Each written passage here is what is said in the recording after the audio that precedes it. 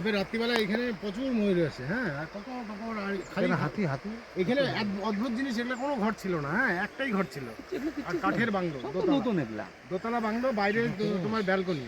এই মা খায় ফেলছে।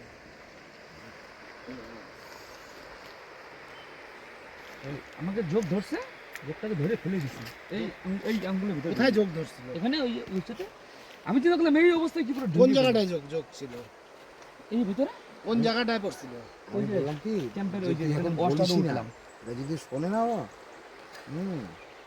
ভিতরে যোগ নেই তো, হ্যাঁ, যোগ কোন দিক দিয়ে ঢুকবে? আমাকে কামড়ায় নাকি? আরে এখনো ভালো কোনো যোগের সময় হয়নি, আরো বৃষ্টি হোক। বলে যোগ আমরা এটা জয়ন্তী তো, জয়ন্তী ভুটান বলে ওই জন্য, এদিকে জয়ন্তী, ওইদিকে ভুটান। এটা ইন্ডিয়া, এটা যে ভুটান।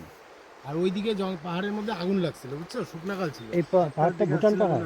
ভুটান শীতকালের দিকে আসছিলাম, হলো তারপরে ওই জলের মধ্যে আমি স্নানও করছি। নদীর এপারটা দেখছেন, আমরা এখন ভুটান পাহাড়ের ঠিক সামনে দাঁড়ায় আছি। দেখছি এই ভিডিওটা এই যে হচ্ছে নদীটার কমপ্লিট পার করে ভুটান ওই পাহাড়। পারে গেলেই যে পাহাড়টা দেখতে পাচ্ছেন ওটা এই টোটালটাই নদীটা হলো আমাদের ইন্ডিয়াতে, ওই পাশটা চলে গেল ভুটান, নদীর ওই পারটা ভুটানে চলে গেল।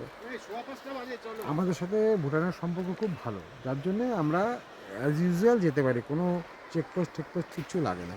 এখানে আমরা সামনে একটা দুরন্ত একটা মন্দির আছে, সেই মন্দিরটা নাম হচ্ছে মহাকাল।